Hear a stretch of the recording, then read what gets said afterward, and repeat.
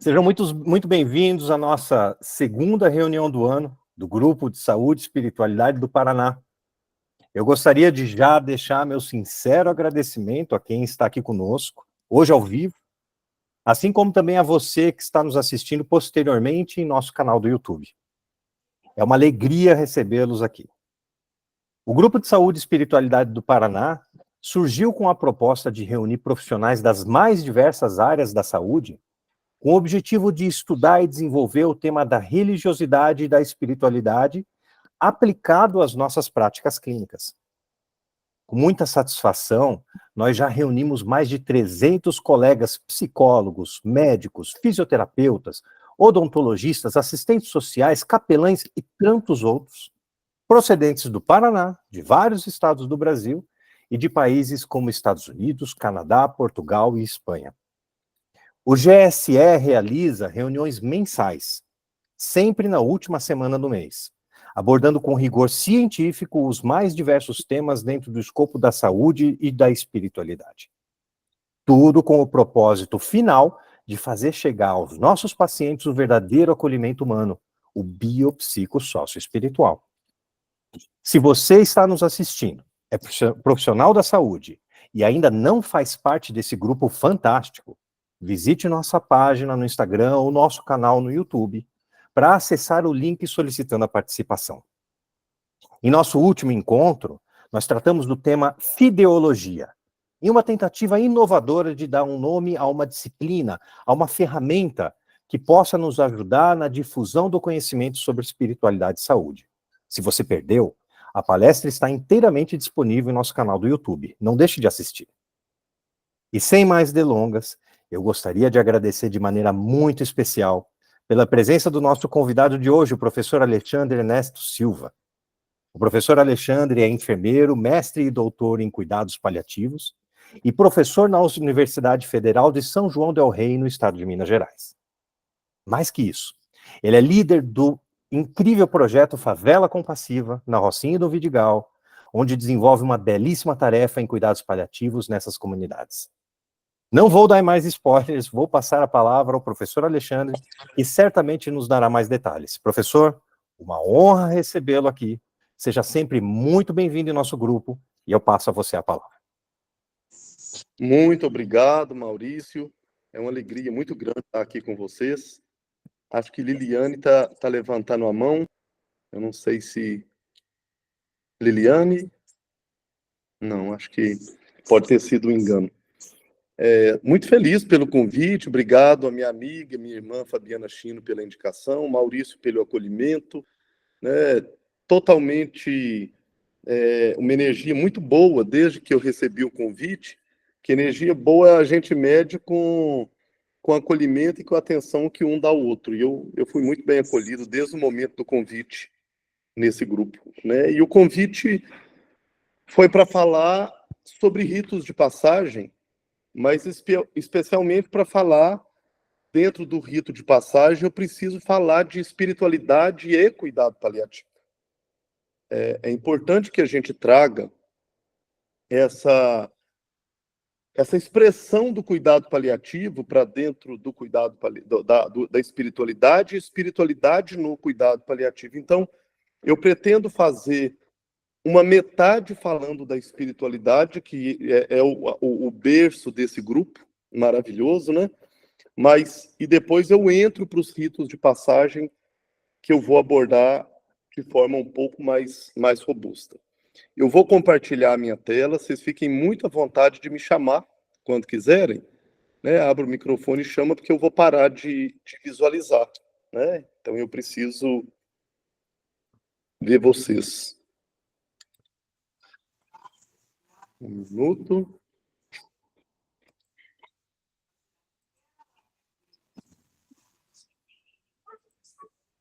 Vocês conseguem ver a tela cheia? Perfeitamente. Oi? Tá ok, Ale, pode seguir. Obrigado. Então vamos lá, gente. Obrigado pela apresentação também, Maurício. Então não cabe eu estar fazendo novamente a apresentação, mas eu só sempre gosto de reafirmar, porque Para reafirmar o nosso lugar enquanto profissional, né, eu sou enfermeiro. E enfermeiro tem muita questão do cuidado à sua frente. Eu vejo os meninos de universidade, quando estão começando a enfermagem, sair com a camisa e escreve assim: enfermagem é a arte de cuidar. Mas ser artista de cuidar, todo mundo que trabalha de alguma forma o cuidado, porque a palavra cuidado, segundo Heidegger, significa ocupar-se do bem-estar do outro. Eu acredito que a jornalista cuida, eu acredito que o advogado cuida, eu acredito que vários de nós cuidamos. Mas o aspecto do profissional da enfermagem é o cuidado da necessidade humana mais básica que tem. É a higiene, é a alimentação, é a respiração e é a espiritualidade.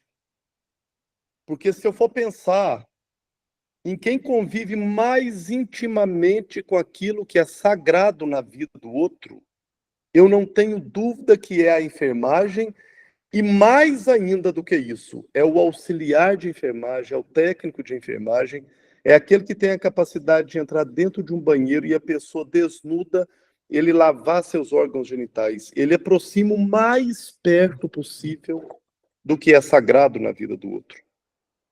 E pensando nisso, é interessante a gente entender que quando uma pessoa manifesta uma doença, especialmente quando há um declínio físico ou um declínio funcional, Tchotinov escreve muito sobre isso, a pessoa manifesta um nível de sofrimento considerável, e esse nível de sofrimento, esse sofrimento propriamente dito, ele desperta, ele é o despertar da espiritualidade. Como é um grupo que trata isso, eu acho que eu posso ficar muito confortável de tratar a espiritualidade como sentido de vida, como sagrado de cada um, como objetivo. E dentro dessa espiritualidade, a gente tem níveis diferentes que eu pretendo tratar aqui, mas especialmente quando a pessoa manifesta uma doença, e essa doença, especialmente, ela é ameaçadora da vida, levando um declínio funcional e físico e manifestando o sofrimento, a pessoa desperta a espiritualidade, especialmente no que diz respeito ao contexto da barganha, da troca. E como eu caracterizo a minha espiritualidade? O que eu entendo por cuidado espiritual? Quais são as competências necessárias para o cuidado espiritual? Quais os obstáculos? Que soluções eu tenho para otimizar o cuidado espiritual? Como eu avalio o bem-estar espiritual e como eu avalio a espiritualidade do outro? Isso é dificílimo. Porque, especialmente nós, profissionais de saúde, o conceito de saúde é bem-estar. Então, se eu sou profissional de saúde, eu sou aquela pessoa que trabalha para o bem-estar do próximo. E uma das dimensões do bem-estar é a espiritualidade, é o espiritual, é o sentido da vida, é o que te move. Mas nos nossos cursos, nós não nos dedicamos com a mesma eficácia do que o contexto físico, nos contextos psicossocial e espiritual. Então, todas as vezes que a gente depara com um paciente que quer falar sobre perda do sentido da vida, o Deus abandonou.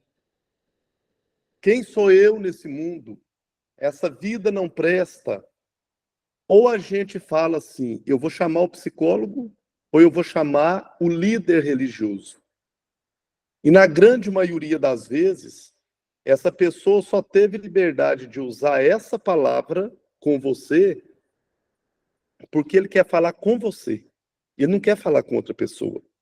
Pelo menos para introduzir, ele precisa falar com quem saiba ouvir sobre ele, sobre suas dores, sobre os seus sagrados.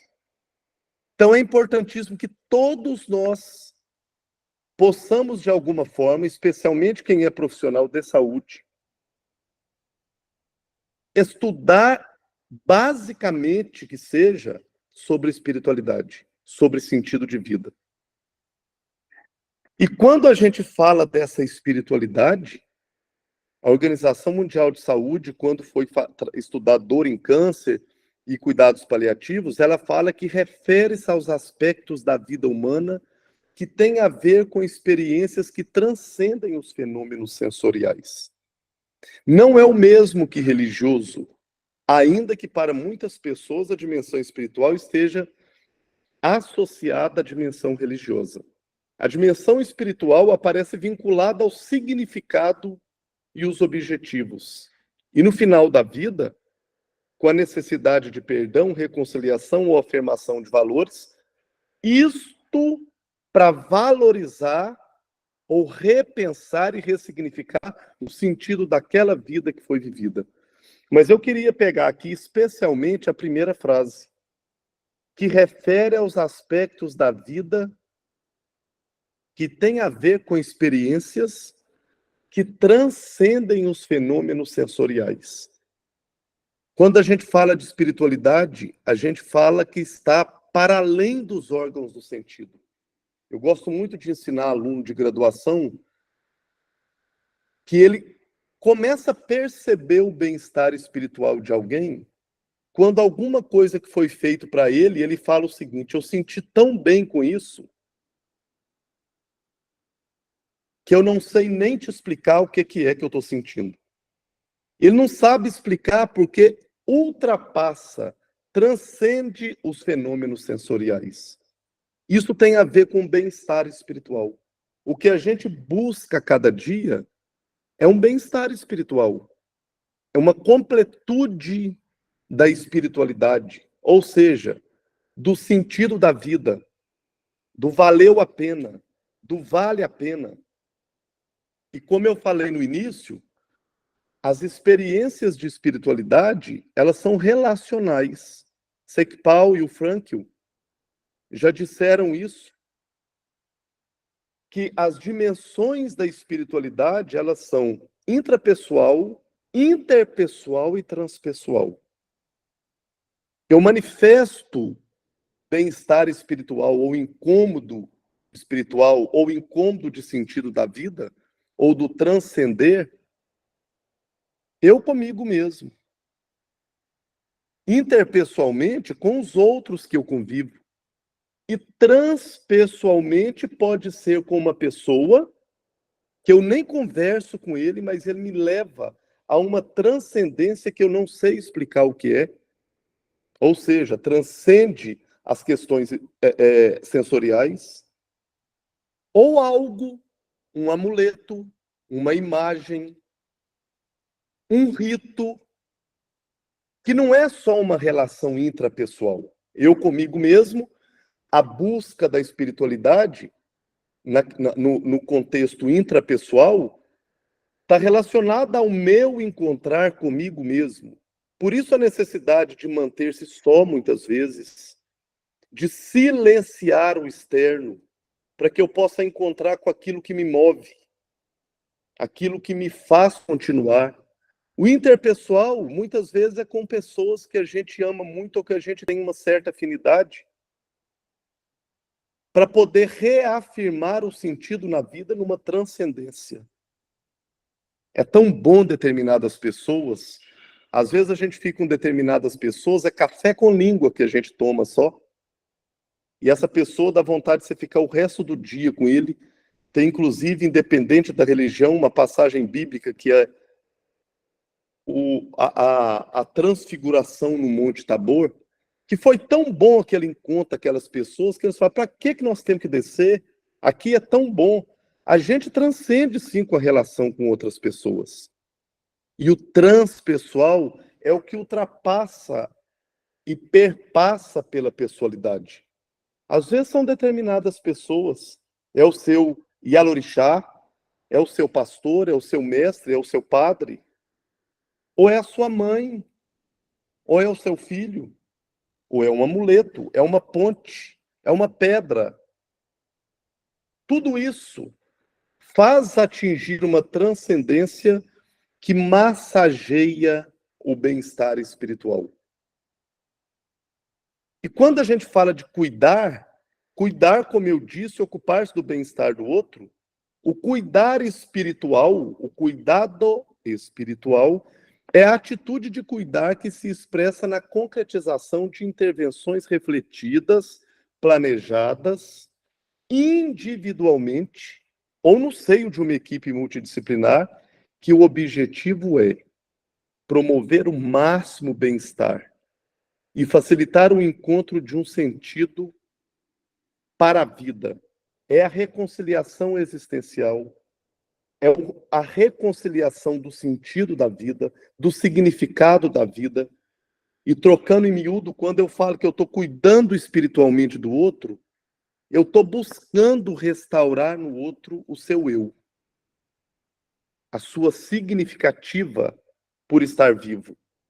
E avaliar espiritualmente o outro é complicado, mas avaliar o bem-estar espiritual nos dá noção do bem-estar que eu estou promovendo possivelmente o outro.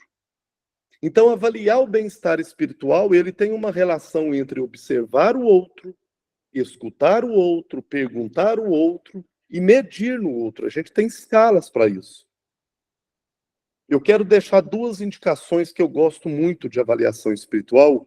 É de um capelão que, por coincidência, é padre, que eu acompanhei no meu estágio sanduíche do doutorado em Portugal. Ele é um capelão de um hospice.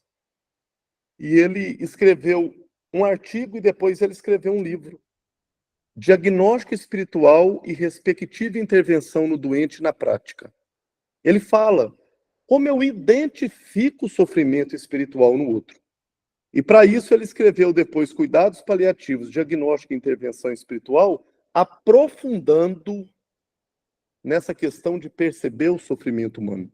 Então, nós temos evidência científica, inclusive, quanto à avaliação do bem-estar espiritual. Estratégias de avaliação do bem-estar espiritual, nós temos várias estratégias. Eu trago para vocês aqui vários instrumentos que medem o bem-estar espiritual, inclusive o que ele avalia, a amostra que ele foi testado e as propriedades psicométricas de se medir o bem-estar espiritual. Então, nós temos um aí que avalia, o primeiro, bem-estar espiritual, o segundo, a espiritualidade do doente oncológico, o bem-estar espiritual, a SubQPT, né, de Portugal, esperança, bem-estar espiritual, relação entre espiritualidade, religião, crenças pessoais e qualidade de vida. Então, nós temos várias. Mas eu queria trazer de forma muito simples um instrumento que a gente usa. A gente dá um nome de FICA, porque é um documento estrangeiro que foi cunhado a fim de conhecer de forma mais eficaz o bem-estar espiritual do outro, mas antes do bem-estar, a espiritualidade do outro. O que ele considera enquanto interpessoal, intrapessoal e transpessoal. Então, a tradução, a gente consegue manter o acrônimo FICA quando eu avalio uma pessoa e a gente pergunta a essa pessoa de forma muito invasiva qual a sua religião, fica parecendo que a pessoa que a gente avalia tem que ter uma religião. E ele pode não ter uma religião instituída. Porque religião tem a ver com religare, ponte que me liga aquilo que me leva ao bem-estar espiritual. Ou não. Porque às vezes pode ser só por obrigação. Mas a verdadeira religião, ela está relacionada, enquanto nome, eu estou falando verdadeira enquanto nome, enquanto epistemologia da palavra, que é religare, é qualquer ato que te leva a transcender, é qualquer ato que te leva a um bem-estar. E o interessante é que nem sempre esse bem-estar foi causado por um amuleto, nem sempre foi outra pessoa e nem sempre sou eu comigo mesmo. E nem sempre é uma instituição religiosa. porque é a ponte que me leva ao sagrado. Tem gente que atinge o bem-estar espiritual com rock. Tem outros com atividade física. Outros com o louvor da sua igreja. Outras com atabaque. Então nós temos várias formas de nos levar a um bem-estar espiritual. Então, o fica, a gente, ao invés de perguntar à pessoa e invadi-lo falando sobre religião, a gente utiliza a pergunta fé, a pergunta crença. Você tem alguma crença, alguma fé, algo que te leva a um bem-estar muito grande, e você às vezes não consegue nem entender? Eu ouvi numa palestra uma vez, eu ouvi do Saporetti, ele falando que quando ele vai perguntar sobre... É um médico que trabalha também com cuidados paliativos, mas ele trata muito da espiritualidade, fala muito sobre espiritualidade. Ele fala que quando a gente lida com alguém e quer falar de espiritualidade, é a gente perguntar à pessoa se na hora das dificuldades de sua vida, do momento mais difícil da sua vida, me fale pelo menos 3 coisas ou pessoas ou valores que você recorre nesse momento. Ali é uma fé. Ali é uma crença para que ele atinja o bem-estar espiritual. O I é a importância disso na sua vida. O C isso tem uma comunidade que divide com você a mesma coisa? E quais aspectos relacionados aos cuidados? O que eu posso fazer para você, para que você esteja cada vez mais próximo desse bem-estar? Eu vou dar 2 exemplos simples para vocês, mas eu vou parar de compartilhar para que eu possa ver vocês um pouco.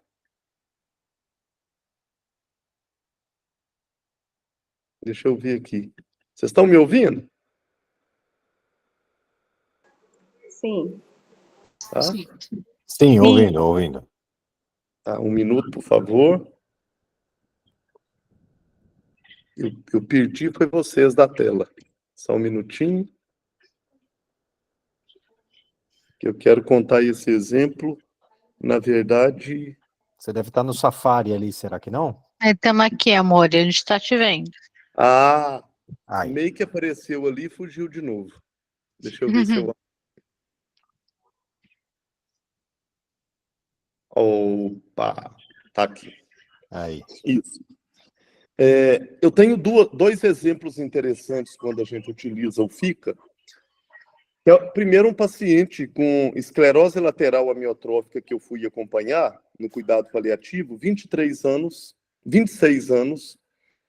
E quando eu cheguei para acompanhá-lo, fiz várias abordagens, e dentro das abordagens, quando eu fui começar a aprofundar na questão da espiritualidade, eu perguntei ele se ele tinha alguma crença, se ele tinha algum rito que o levava a sentir algo sobrenatural. Ele falou, tem pedalar. E é um paciente com esclerose lateral amiotrófica. E aí eu perguntei ele assim, qual a importância de pedalar na sua vida? Ele falou assim, todo sábado, já tem 6 anos, é um grupo grande nosso, quase 30 pessoas, a gente pedala num lugar que tem aqui na região, e quando a gente chega no alto de um morro, isso já é comum, a gente sai pela madrugada, quando está amanhecendo, a gente está chegando nesse morro. A gente para, cada um medita no seu lugar, cada um vai para o seu cantinho. Ele já respondeu a 3ª pergunta. Você participa de alguma comunidade? Eu entendi que era o pessoal do pedal. E aí eu pergunto ele, como que eu posso te ajudar a estar mais perto disso? Ele falou, que eu volte a pedalar. E aquilo é dificílimo. Ele tem uma doença potencialmente incurável, grave, já tinha parado de andar. E aí é muito interessante, porque aí desperta na gente a capacidade da criatividade do que a gente pode levar. Tinha uma técnica de enfermagem, que essa técnica de enfermagem tinha comprado para o filho dela um videogame de imagem tridimensional, quatro dimensões, não sei o quê. E ela falou, gente, por que a gente não grava vídeo com esse pessoal pedalando nas diversas circunstâncias, no sol, na chuva, não sei o quê, e a gente coloca para ele. E essa foi uma nova prescrição dele. Gilberto, o nome dele. Isso foi uma nova prescrição de todo sábado de manhã. Ele assistia o pedal do sábado anterior, que os colegas filmavam aquilo. E era tão interessante que quando era retirado o óculos dele, dimensional, multidimensional, ele fazia assim, hoje eu cansei. A gente ajudou ele a atingir o bem-estar espiritual, e isso é um rito. E isso é um rito. É muito interessante a gente entender. Outra senhora vai no mais convencional. A minha crença é na Eucaristia. A importância para mim é que o domingo sem Eucaristia, minha semana é morta.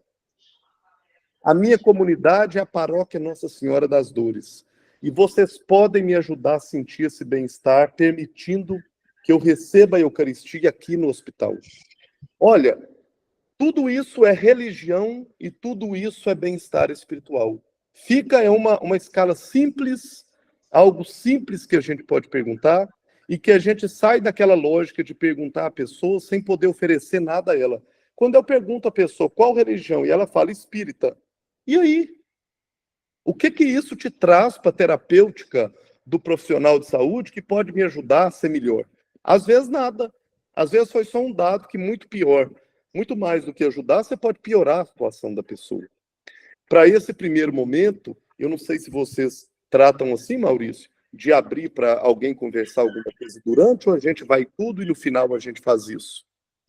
A dinâmica que você preferir, Alexandre. Se você quiser a interação, fique totalmente à vontade. Vocês querem comentar alguma coisa, pessoal? Nesse sentido? Sinta-se bem à vontade. Eu acho, Ale, que é muito importante a gente pensar também, né? E eu sempre penso muito na enfermagem, já trabalhei em várias estruturas, mega estruturas, como Mar Hospice da América Latina, como no Hospice de 3 leitos, que era uma casa, né?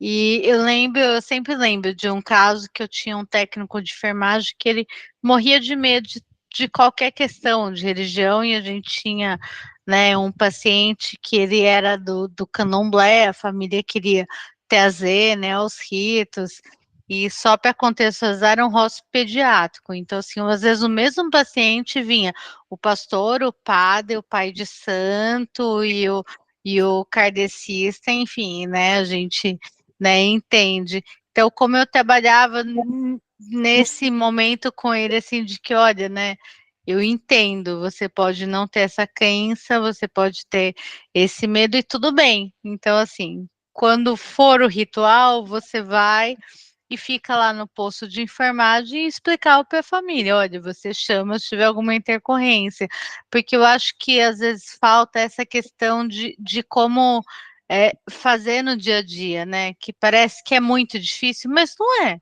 porque eu sempre falo, eu falei assim, né, a gente, no hospital, a gente, mesmo na pandemia, quando a gente não permitia que o padre viesse no meio da pandemia, da Covid, ele entrava com água benta, né? O pastor entrava com a Bíblia. Então, as outras religiões a gente pode não entender, não compreender e tudo bem, mas a gente pode só não dificultar.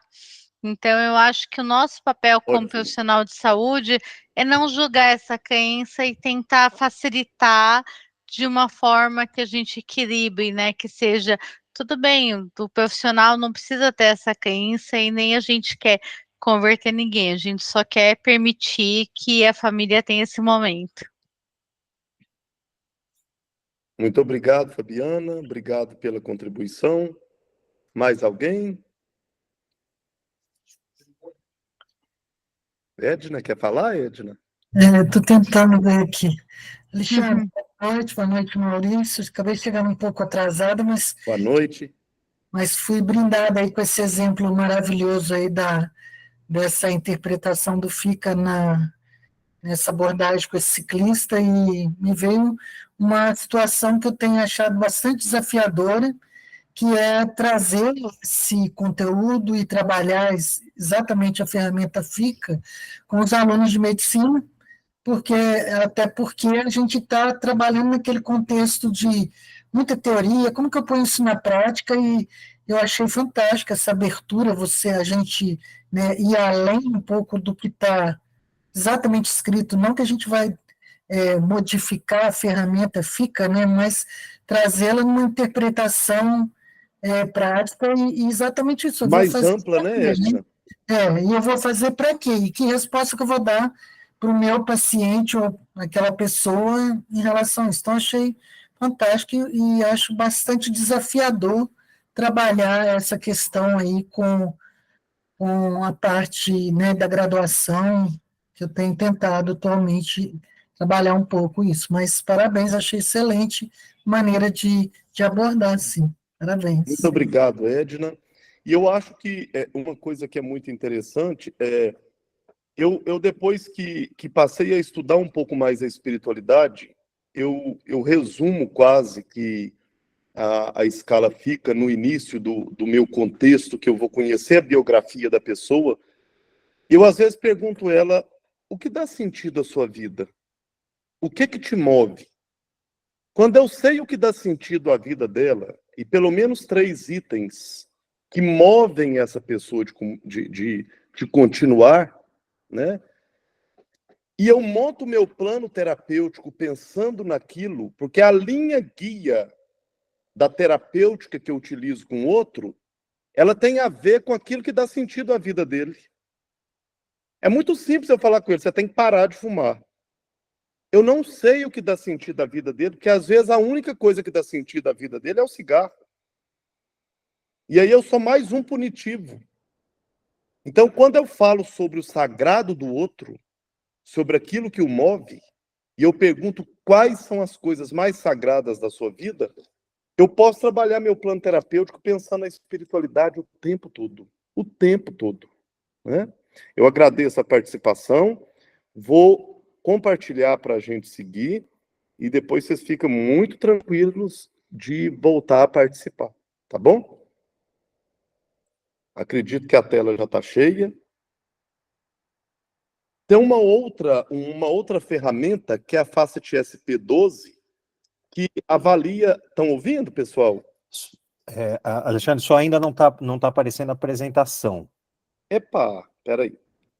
Deixa eu ver o que aconteceu. Eu acho que você escolheu a tela equivocada, Alexandre. Para compartilhamento da janela. Parou de compartilhar? Parou? Uhum. Tá.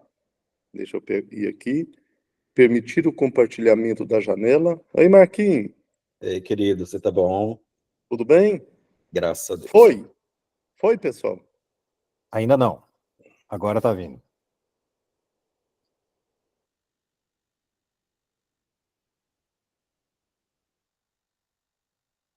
Agora acho que ele saiu do ar. Essa tela aí não tá parecendo que tá no ar, não. Então, eu não sei o que ele ligou ali. Ele volta daqui a pouco. Esse negócio dá um trabalho pra gente, né? Dá. Eu voltei, né? Voltou, Alexandre. Deu uma passeada, mas voltou. Eu não tenho noção o que eu apertei, mas vamos lá. Eu acho que você está compartilhando. Você a mesmo. tela da tua apresentação, mas não está aparecendo nada. Pera, não, ainda não estou. Vamos ver aqui. Você tá Ele está com duas letras. Peraí, então, gente. fechou uma. Fechei? Eu não abri nada. Vocês estão me ouvindo? Agora estamos. Estava dando até Que louco isso. Ó, eu não estou podendo compartilhar mais. Agora estou. Aí nós estamos na tela do Google Meet. E agora?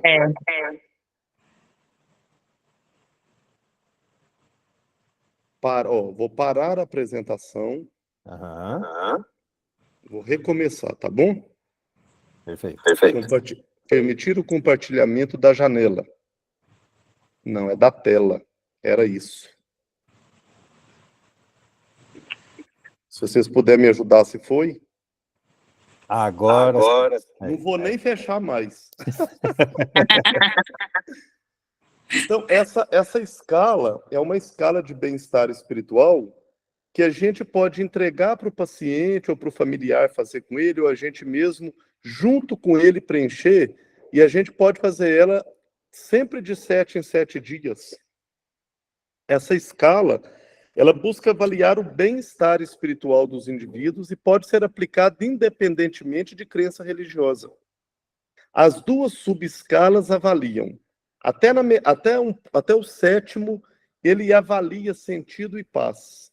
E depois do 7º, do 8º, quer dizer, ele avalia fé. Quanto maior a pontuação da soma dos 12 itens, maior é tido o bem-estar espiritual. Ou seja, o FICA avalia e conhece a crença e a fé e o sentido disso na vida. A FACIT SP, ela mede, ela mensura o bem-estar espiritual em si. Então, olha, sinto-me em paz. 0, 1, 2, 3, 4, em nem um pouco, mais ou menos, muito e muitíssimo. Tenho uma razão para viver. A minha vida tem sido produtiva. Custa-me sentir paz de espírito. Sinto que a minha vida tem um propósito. Sou capaz de encontrar conforto dentro de mim mesmo. Sinto-me em harmonia comigo mesmo. Faz sentido e propósito a minha vida. Então, aqui, paz. Agora, olha aqui. Encontro conforto na minha fé ou crenças. A minha fé ou crenças espirituais dão-me força. A minha doença tem fortalecido a minha fé ou crenças. Independentemente do que acontecer com a minha doença, tudo acabará bem. Quanto maior o número, mais muitíssimo, mais próximo do muitíssimo tem, e mais é o estado de bem-estar da pessoa. Então, nós temos instrumento para isso hoje já, né? Algumas estratégias que podem ajudar a promover a espiritualidade. A primeira coisa de tudo porque é muito comum, a gente tem discutido muitas invasões aos desejos do outro. E no cuidado paliativo, especialmente, quando a gente depara com uma pessoa que tem uma condição ameaçadora de vida, é muito comum a gente falar que entubar uma pessoa em processo ativo de morte em que não reverteria o quadro é uma distanásia, é uma agressão, é uma obstinação. A mesma coisa é pregar algo para alguém que está no contexto da sua crença e aquilo não está sendo bom para ele e ele sinaliza que não gostaria, também é uma invasão. Então eu preciso oferecer para ajudá-lo. É interessante que eu possa fazer perguntas como: se eu vê-lo sofrendo, parece que você está um pouco triste, percebo que você não está legal, você quer falar comigo sobre alguma coisa? Eu deparei com um paciente assim um ano passado, e eu sentia pelo olhar dele que ele queria falar alguma coisa comigo só. E quando eu fico com ele sozinho, ele fala assim, normalmente quando a gente volta para fazer os atendimentos no leito, a gente pergunta: tem alguma coisa que te incomoda hoje? Alguma coisa que eu possa pensar em fazer por você? Ele não falava que não, porque quem ficava com ele era um irmão dele. E o irmão saía 9 horas da manhã para uma irmã vir ficar com ele de acompanhante. E sempre eu passava antes das 9. Mas no olhar dele, na energia dele, na alma dele, na ânima dele, eu via que tinha sofrimento.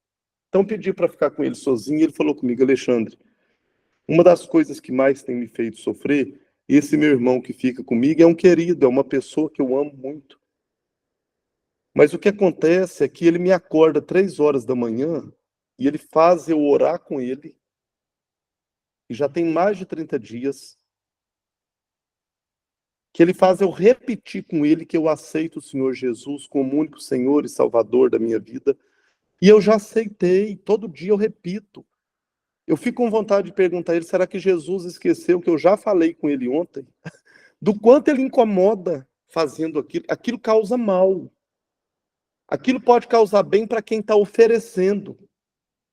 Mas é interessante a gente permitir que a pessoa fale sobre isso. Gente, entenda uma coisa.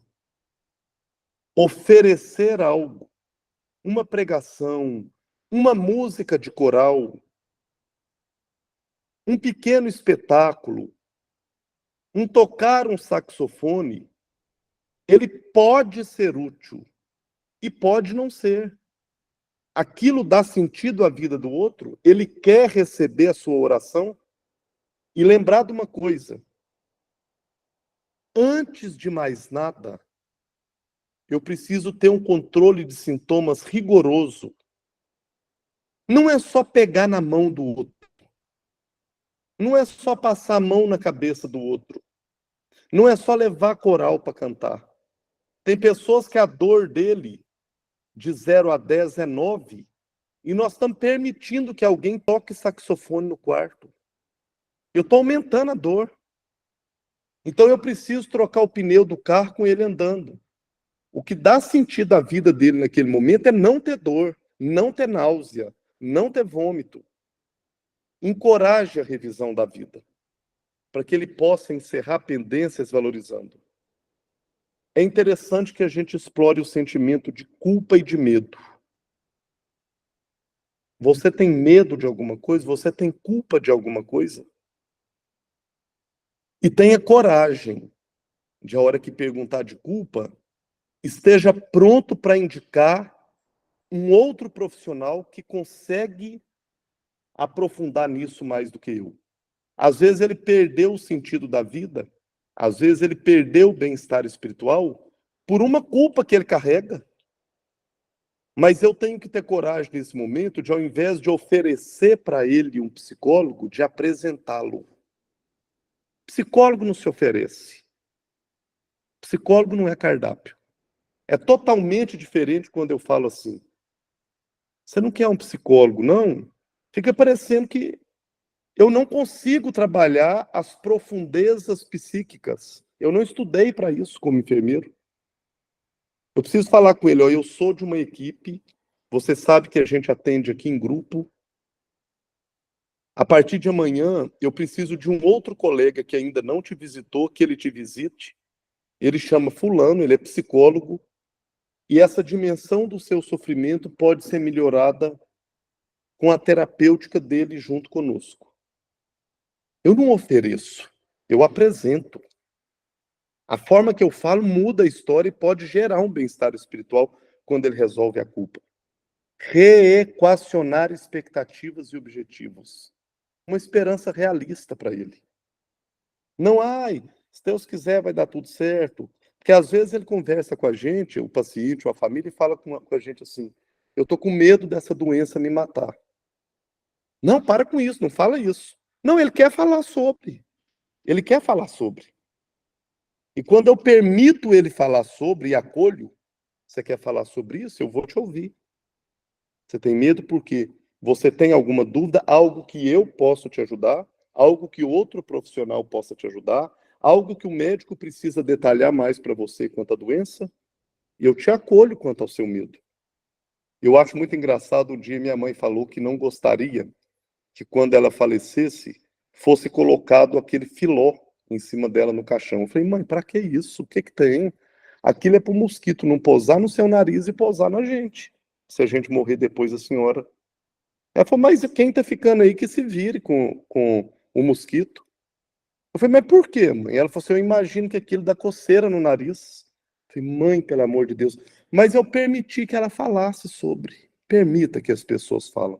Que às vezes aquele sofrimento que ela não pode falar é que está tirando o bem-estar dela espiritual. Encoraje práticas de autoconhecimentos. E como a Fabi falou, nós não temos que deixar o paciente receber assistência espiritual, nós temos é que promovê-la, nós temos é que facilitar a expressão religiosa, a expressão espiritual. Esse é o nosso papel. Dessa primeira parte eu deixo essas referências, depois eu posso vocês podem consultar no YouTube, que vai ficar gravado, tem esse material. E Jean-Yves Leloup me deixa encantado com suas falas, e essa aqui em especial tem muito a ver com a espiritualidade, que essa imagem dessa mão segurando a mão, ela só tem valor quando eu olho a pessoa com o contexto biopsicossocial e espiritual. Portanto, que quando tocar alguém, nunca toque só um corpo. Quer dizer, não esqueça que toca uma pessoa e que neste corpo está toda a memória da sua existência. E mais profundamente ainda, quando toca um corpo, lembre-se de que toca um sopro, que este sopro é o sopro de uma pessoa com seus entraves e dificuldades e também é o grande sopro do universo. Assim, quando toca um corpo, lembre-se de que toca um templo. Lembre-se de que toca um templo. Muito obrigado. Essa foi uma primeira parte. Eu deixo aqui para vocês o meu e-mail, minha rede social. Eu vou parar de compartilhar nesse momento. Vamos ver se eu vou conseguir, né, gente? Ó. Vá para a apresentação e vou falar um pouquinho sobre ritos de passagem. E aí, pessoal? Nós temos um momentinho aqui. Ah, que coisa boa. Liliane, Cris, vários ex-alunos aqui. Alguém quer fazer algum comentário? Ih, mas eu vou engordar de tanto coração. Coisa boa. Ale. Ô, Melissa. Joia. Tudo bom? Vocês já viram que esse joia é mineiro, né? Não precisa falar mais nada. Eu achei. Gente, eu não sei que tô. Eu tô te ouvindo. E aqui tá com eco. Mas eu achei super importante. Tá dando para me ouvir agora? Agora tá certo. Um problema no meu computador aqui, me desculpem, viu? Uma coisa que você falou, né, do permitir que as pessoas falem, né?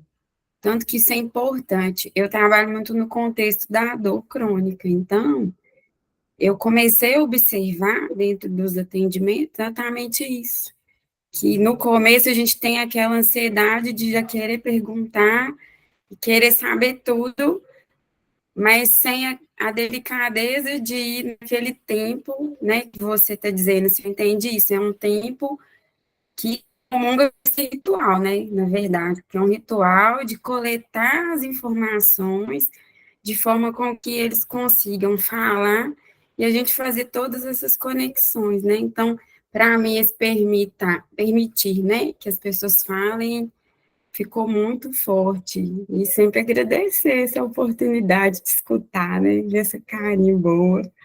Oh, muito obrigado, Melissa. Ainda tem uma segunda partezinha aqui, viu? Eu gostaria de partilhar que eu trabalho muito com adolescentes e, em muitos casos, de suicídio. E eu não poderia deixar de comentar que um dia eu atendi uma adolescente que não acreditava em Deus, e eu questionei qual era a concepção dela espiritual da vida, né? E ela olhou para a janela do consultório e descreveu tudo que ela sabia, que ela imaginava da vida. E eu falei para ela, você descreveu o que ao meu ver, como pessoa, eu nomeio de Deus, porque eu aprendi desde pequena a nomear de Deus. Mas você descreveu a essência da tua vida.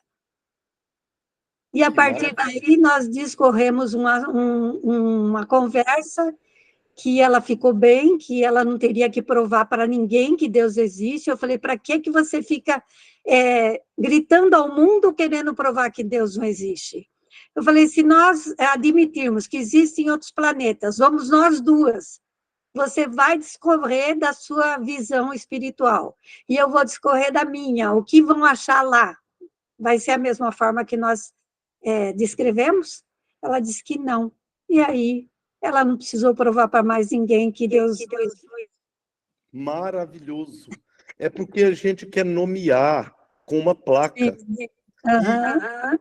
um dos grandes dificultadores que eu acho é que a gente quer que o outro nomeie com a minha placa. Não é com a placa dele. A placa dele pode ser, não tenho placa, sou eu. Eu posso ter, eu tenho placa, minha placa é essa. Então, entender que isso é algo muito individual, como a Marlene, muito obrigado, que sabedoria, né, Marlene? De ter essa ânima que acolhe a ânima do outro da forma que ele é. Porque, às vezes, principalmente o adolescente, ele quer justificar que ele não quer regra, que ele não quer a placa.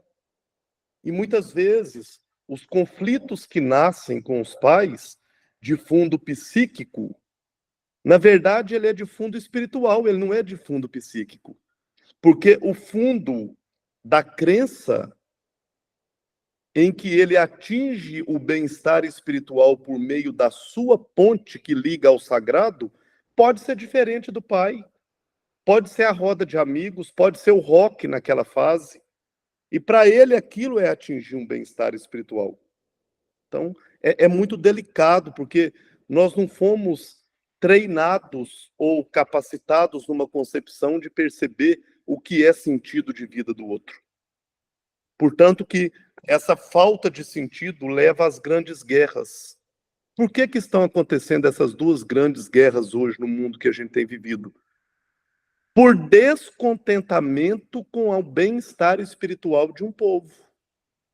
Eu não concordo com o seu bem-estar espiritual, a sua placa não é a minha. E aí eu até mato por isso. Eu mato em nome da minha placa. Eu mato em nome da minha instituição. É muito delicado. Olá, tá como JG Produções? Desculpa, eu sou a Anísla, é meu filho, né? Que faz aí essas alterações. Boa noite a todos. Esse é meu primeiro encontro. Estou muito feliz de participar aqui do grupo. Eu sou psicóloga, né, Alexandre? Venho da Gestalt terapia há 22 anos, então tenho essa visão, né, de homem muito parecido com tudo que você traz. E eu fiquei muito feliz de escutar você quando você colocou, né, que psicólogo não é cardápio, não se oferece, se apresenta. E é muito, assim, para mim, né, me senti muito aliviada de poder saber que existem pessoas com essa visão. E por que que eu estou falando isso? Porque esse é um legado que eu tento trazer em toda a minha trajetória, né? Eu falo que eu sou psicóloga há 22 anos, eu nunca sugeri que ninguém fizesse terapia. Eu nunca cheguei para ninguém e falei, você precisa fazer terapia, você tem. Porque é justamente esse sentido, né? Precisa ter significado, precisa ter, né, o que movimenta, né, esse vir a ser. E hoje, eu particularmente, fico muito triste, né? Os caminhos que a psicologia está levando, em alguns sentidos, de se tornar uma profissão de muita imagem, de muito marketing, né, de muita informação, mas de pouca sensibilidade. E isso não me preocupa, não vou mentir, não é que eu fique preocupada, eu fico triste no sentido, né, do que pode vir com o passar do tempo. Então, acho que é tão importante entender isso, né, todos os profissionais, de que a terapia, como qualquer outro processo que você escolha na sua vida, precisa ter significado. Você não receita terapia. É tanto quando as pessoas chegam para mim, no primeiro encontro eu sempre pergunto, o que faz você aqui? O que te traz aqui? É você mesmo ou é o outro, né? Ou é o neurologista, o psiquiatra que pediu, mas qual é o sentido? Porque se não tiver, é muito doloroso. Então é muito, assim, perfeita, né? A sua fala nesse sentido, né, de trazer realmente para isso, de nos convidar mais e deixar as pessoas aceitarem ou não os seus convites, né? Também. O exemplo do cigarro também. Então, assim, tudo que vai ao contrário de eu tenho a verdade absoluta e vou passar para esse cliente ou para esse paciente, é tão empobrecido, né? E hoje nós temos muitas informações, as pessoas estão cada vez mais tecnicamente preparadas, cursos, mestrados, doutorados, pós, mas dessensibilizadas muitas vezes. Ou seja, o contato com o outro, eu acho que não está acompanhando a informação, né? A Mas evolução tecnológica, né? espero que isso vá mudando, porque o que a gente precisa mesmo muito é contato, né? Essa conexão da escuta, do estar com. E a psicologia, para encerrar, eu falo muito que é muito delicado, porque se você faz um procedimento cirúrgico, se você, né, receita uma medicação, se você faz um curativo e não deu certo, você logo vê isso, você pode reparar. Na psicologia, não. As feridas são invisíveis.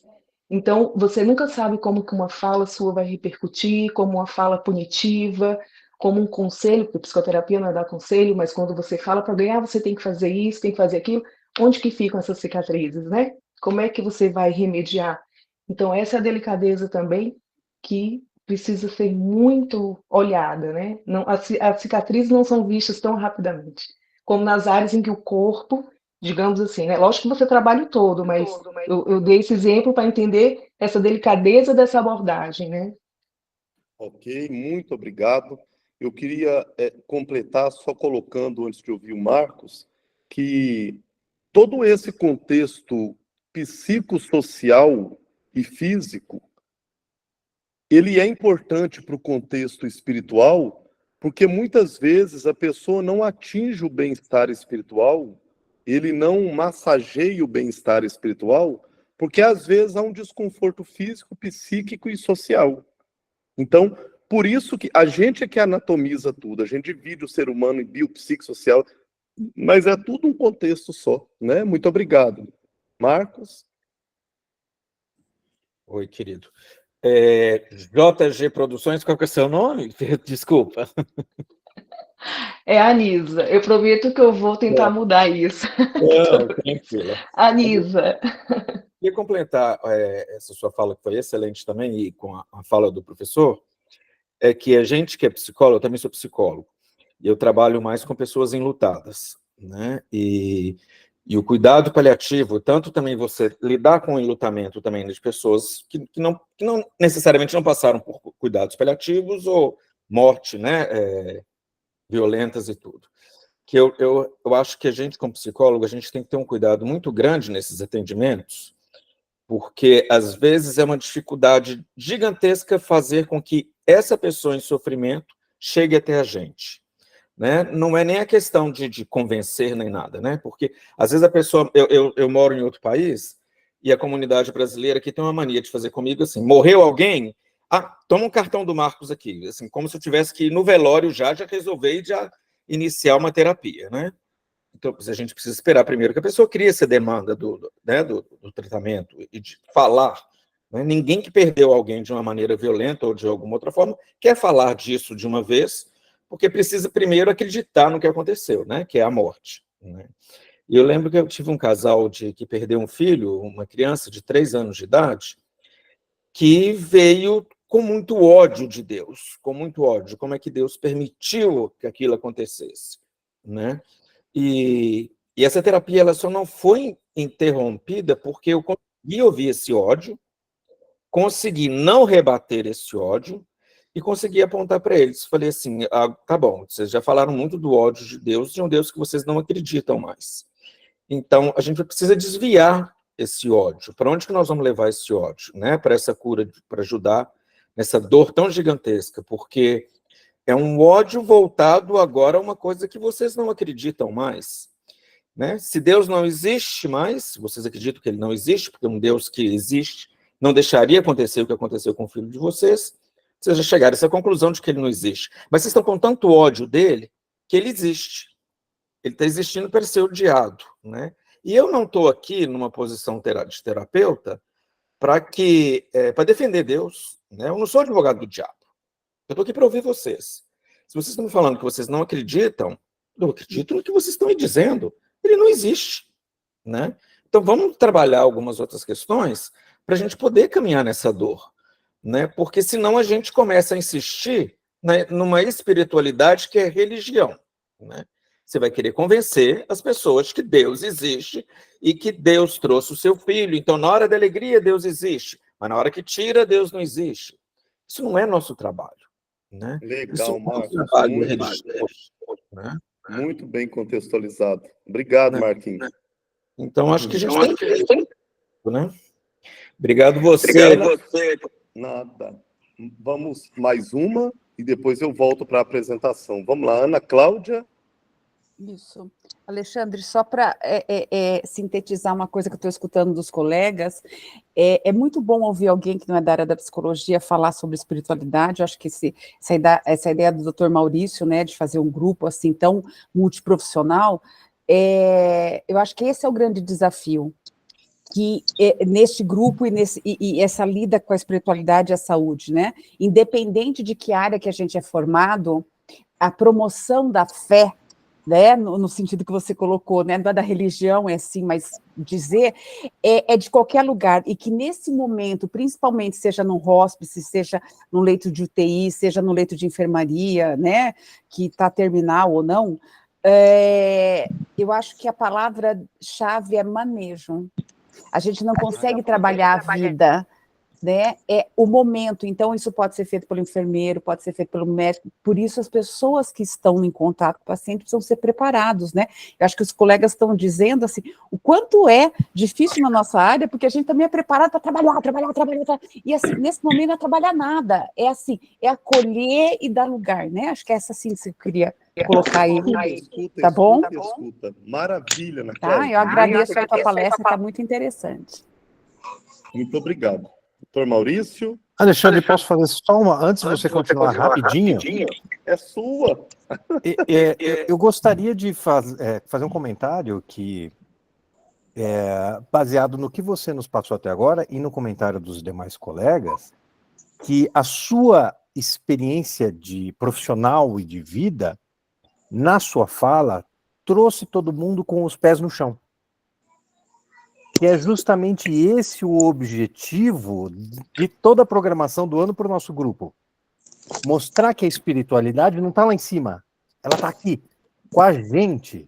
E se a gente não se dispõe, como você se dispõe aos seus pacientes, a abordar isso para eles, e perceber que isso é muito mais simples do que parece, a gente não vai receber isso deles também. Então, olha, fantástico. Desculpe atrapalhar a sequência. Muito obrigado.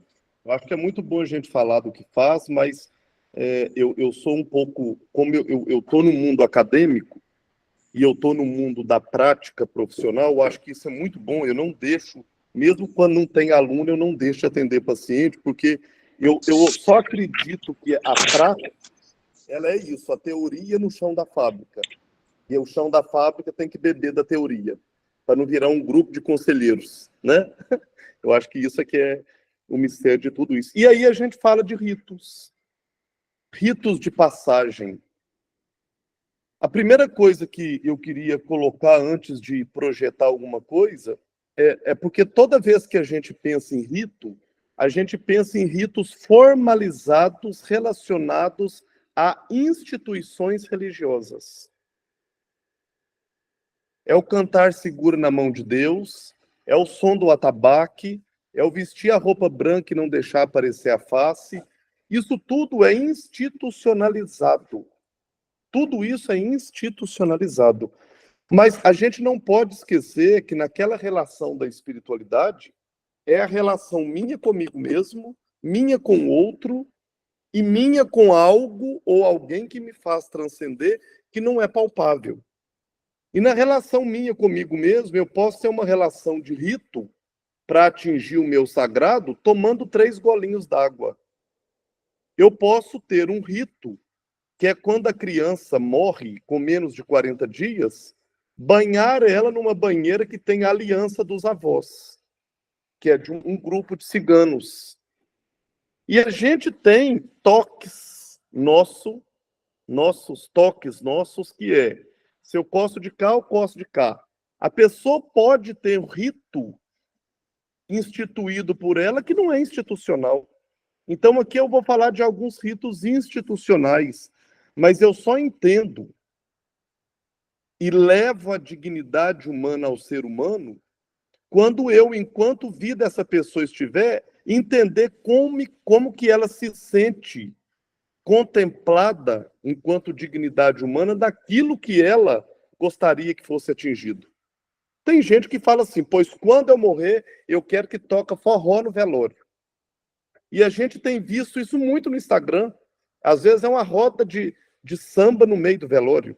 Às vezes é um grupo de forró tocando e o pessoal dançando e tomando cerveja. Aquilo é rito de passagem não institucionalizado, mas pessoalizado. É a singularidade do rito no cuidado. E se aquilo não causa mal, eu estou proporcionando bem-estar por aquilo. E eu queria lembrar uma coisa. As pessoas que são do não começarem em pensar no talvez, porque quando eu consigo fazer com que o outro tenha dignidade naquilo que ele quer, o bem não é só para ele, o bem também é para mim. A compaixão nada mais é do que a empatia me desperta, gera um sofrimento em mim ao perceber a dor do outro. Que empatia não é altruísmo. Altruísmo é se colocar no lugar do outro. Empatia é quando eu percebo alguém que tem um nível de sofrimento considerável e ele está sofrendo uma quantidade que ele desperta o meu sofrimento. Isso é empatia. E quando eu pego o meu sofrimento e transformo ele numa ação, ou seja, quando eu permito a roda de samba no velório, quando eu permito o rock ser tocado após a missa de sétimo dia, a não sei o quê, eu estou permitindo que a compaixão exista em fazer pelo outro. E, na verdade, não é porque eu sou bonzinho, é porque eu preciso aliviar a dor que gerou em mim de perceber o sofrimento do outro. Não é nada de, ai, que bonzinho. Não. É necessário para que me conforte. Né? E quando a gente fala sobre ritos de passagem, eu quero trazer para vocês um material, eu acho que pode ajudar. Eu quero que vocês me falem se está contemplando a tela já. Eu sei que eu tenho até 9h30. Deu certo. Deu, vou só mudar o ano que fica feio parecer 2023, né? Porque os ritos não mudaram. Desses aqui, né?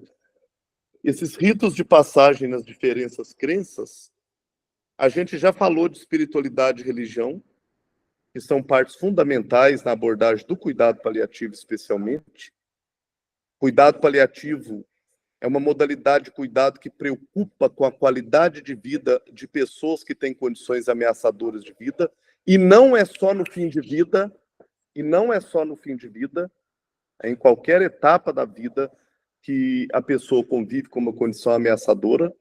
É uma característica inata do ser humano. Você pode falar assim, eu sou ateu, mas espiritualidade você tem. Que é conexão com algo que te faz transcender. Por mais que você não materialize em um Deus. Pode estar relacionado com fé em Deus ou uma força superior. Muitas pessoas buscam em suas crenças, religiosas ou não, amparo e sentido da vida. As crenças e religiões buscam de diversas formas explicar e significar a morte e, por meio disso, diminuir a agonia e o sofrimento diante da finitude. Então, em meio à pluralidade de religiões e crenças e suas particularidades, muito se discute sobre o tipo ideal de cuidado espiritual. E não tem o tipo ideal para o coletivo, é individual. A abordagem da esfera espiritual deve ter por objetivos gerais possibilitar que o paciente esteja em paz com sua crença e divindade com a dele, evitar conflitos, favorecer o recebimento do perdão divino, se ele se sente pecador por aquilo, garantir os ritos de passagem adequados à respectiva crença antes e depois da morte e buscar sentido de continuidade e transcendência. Os ritos de passagem nada mais são do que celebrações que marcam mudanças na condição do indivíduo. Ele tem um significado simbólico. E ele está presente nas principais transições dos ritos, no nascimento, na entrada da vida adulta, no casamento e na morte. Os ritos mortuários se confundem com a própria história da humanidade. A gente sabe disso. Em toda a história da humanidade, a gente se discute, já é discutido sobre rito, a gente vê pela mumificação no Egito, pelas pirâmides que abrigam as pessoas, pela forma do sepultamento. Esses rituais garantem ao falecido seu caminho de plano imaterial. no plano imaterial. Pretende dar aos entes o conforto e a possibilidade de vivenciar a morte em uma dimensão transcendente. Porque todo rito espiritual, ele é terapêutico. Ele é terapêutico. O momento do velório é terapêutico. É trabalho terapêutico sobre o luto, de alguma forma. E aí eu trago alguns simples exemplos de algumas crenças. No cristianismo, a morte é considerada um momento de passagem. Passagem de uma vida finita para uma vida eterna. É a separação do corpo físico da alma. A alma é imortal. O que morre é o corpo físico. Os rituais de morte e luto incluem unção do enfermo, velório, velas, enterro e orações, cultos, missas. O próprio Papa João Paulo II optou no final de sua vida por permanecer nos seus aposentos e não ter sua vida estendida com outros recursos fúteis. A crença em milagres e na imortalidade do deixar morrer pode levar à realização de terapêuticas desnecessárias. O Papa João Paulo II, ele optou por qualidade de vida, por receber cuidados paliativos, como a gente teve o Pelé, como a gente teve a Rita Lee. E independente da sua crença religiosa, mas o Papa João Paulo II, acreditando na separação do corpo físico e da alma, e considerando que sua alma estava plena e perfeita para o encontro à vida eterna, compreende mais pelo cristianismo que as utilidades terapêuticas, ou seja, algo que é uma terapêutica desnecessária, seja evitado. Olha o que Papa João Paulo II falou. A renúncia a meios extraordinários ou desproporcionais não equivale ao suicídio ou à eutanásia. Exprime, antes, a aceitação da condição humana diante da morte e em prol da vida eterna. O cristianismo vê assim. Nós, brasileiros, temos mais afinidade em perceber o cristianismo. O budismo, a morte é parte natural da vida, que todos terão que enfrentar um dia. A preparação para a morte se dá através da meditação dentro do budismo. A maioria dos budistas adota a cremação. O como se morre é de importância vital para um renascimento benéfico. Por isso, os adeptos ao budismo aceitam a possibilidade da morte de modo mais tranquilo e desejam respeito e tranquilidade nessa hora, porque isso vai ter relação com pós-morte.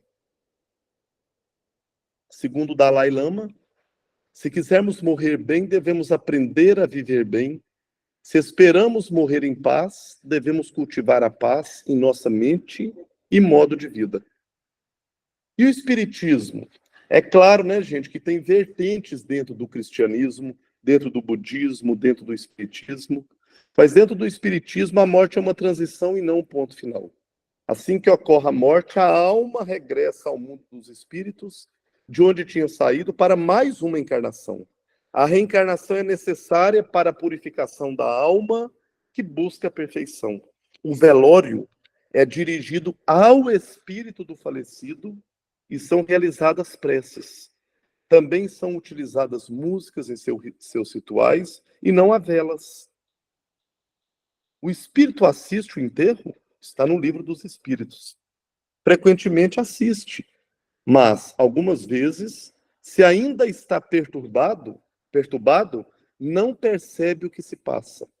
Ou seja, eu vou respeitar os ritos de passagem de cada uma do cristianismo, do budismo e do espiritismo, compreendendo um pouco o que para ele leva ao bem-estar espiritual. O judaísmo crê que a morte é o fim do corpo material. A verdadeira pessoa, que é a alma, é eterna. Não há motivos para o prolongamento artificial da vida ou deixar a pessoa em sofrimento, exceto por desejo dela própria. O uso de analgésicos e sedação para conforto deve haver concordância do paciente e da família. É permitido se assim for. O enterro ocorre logo após a morte. Não se pode adiá-lo. Acabou de morrer, sai dali e vai para o sepultamento. A cremação no judaísmo não é permitida e não se usam flores nem música na cerimônia. O rabino, o mestre, faz um discurso em memória do morto e os filhos homens ou o parente mais próximo do sexo masculino recitam cantos de louvor a Deus, o Kadish. O corpo do falecido é levado, vestido com uma roupa branca e colocado num caixão de madeira simples. Os homens são enterrados com seu chale de oração. O judaísmo. E o islamismo? A morte e a vida são presentes de Deus. Os muçulmanos acreditam no dia do juízo final e na vida após a morte. O sofrimento humano deve ser aliviado, a eutanásia não é permitida e o uso de suporte artificial de vida deve ser desencorajado pela equipe médica. O uso de sedativos e opioides para fins médicos é permitido se realmente for necessário, desde que não prejudique as práticas religiosas, porque pode prejudicar. Mas se isso for um consenso entre o mestre, o sacerdote, a família e o próprio paciente, está tudo ok. Constatado o óbito no islamismo, os adornos devem ser retirados e o corpo deve ser posicionado em direção à Meca. Como a morte é algo natural, não há ritual de luto. Ritual de luto. No cemitério, o corpo é retirado do caixão e despido para realizar 3 banhos. Preces para purificação serão recitadas. E então, uma mortalha feita de tecido branco e 100% natural cobre o corpo dessa pessoa. Eu trago aqui alguns exemplos e é realçado o papel masculino na questão dos ritos. As tradições afro-brasileiras. Não há uma separação nítida entre a vida e a morte, o céu e a terra, o material e o imaterial. Tudo encontra-se unido pela enorme teia da vida. Para o candomblé, morrer é passar para outra dimensão e permanecer junto com os espíritos, orixás e guias. A morte é bem vista para os idosos, mas para os jovens é vista como uma tragédia. Agora, já segundo a Umbanda, após a morte, o ser desencarnado será encaminhado para uma esfera espiritual, condizente com seus atos e vibração emocional acumulada quanto ao corpo físico, para que ele possa restituir essa energia benéfica. O funeral umbandista é dividido em 2 partes. Eles fazem a purificação do corpo e do espírito, e depois, entre eles, com, de fato, o mestre e o sacerdote da sua religião, e depois que acontece a cerimônia social no velório e no túmulo. O ritual não deve ser envolvido de tristeza, e sim de alegria, pois o desencarnado está retornando para o plano eterno, fora das ilusões, e poderá retomar sua evolução de forma consciente, se assim estiver preparado. Isso é um rito em volta do túmulo da pessoa durante o sepultamento, da Umbanda. As equipes devem estar capacitadas para compreender os diferentes valores religiosos e espirituais, não impor conceitos próprios, mas respeitar e incentivar a participação do paciente em sua prática. A gente precisa aprender um pouco mais sobre as instituições religiosas existentes em nosso país. Essa abordagem deve ocorrer no início do acompanhamento do paciente. Podemos usar o FICA, por exemplo, para se tomar medidas em prol da resolução das demandas do paciente, da família e da equipe. Isso foi tirado do Manual de Cuidados Paliativos e do Handbook, que fala sobre as questões religiosas de 2001, que contempla diversas outras religiões que eu não citei aqui. Mais uma vez, muito obrigado, para que a gente possa respeitar o tempo. Vou parar de compartilhar e vou agora... Isso, deixa eu parar a apresentação e voltar a palavra para o Maurício. É muita coisa em pouco tempo, mas consegui cumprir aquilo que eu tinha desejo de estar passando. Fantástico, Alexandre. Fantástico. Acho que está com um pouquinho de eco aí com Microfone aberto. Aí, acho que ótimo. Alexandre, muito obrigado por todo esse aprendizado.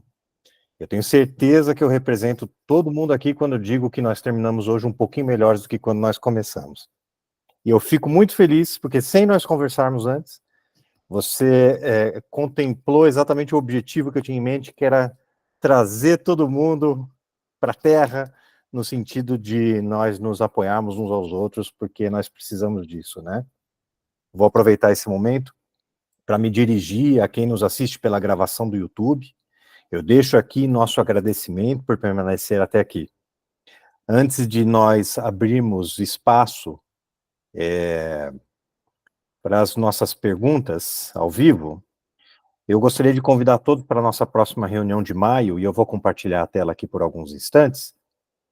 Aqui, deixa eu só pegar aqui. Isso. Vocês estão vendo minha tela?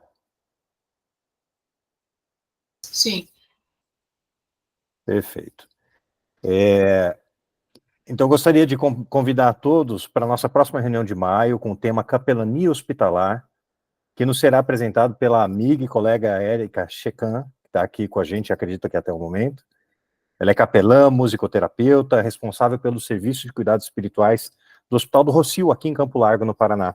Nosso encontro será em 25 de abril, uma quinta-feira, às 20 horas, exclusivamente pelo Google Meet. E se você é profissional da saúde e ainda não participa do Grupo de Saúde e Espiritualidade do Paraná, aponte sua câmera para o QR Code aqui no cantinho da tela, ou então acesse o nosso link para solicitação no nosso canal do YouTube ou na página do Instagram do grupo. Será uma satisfação lhe ter conosco.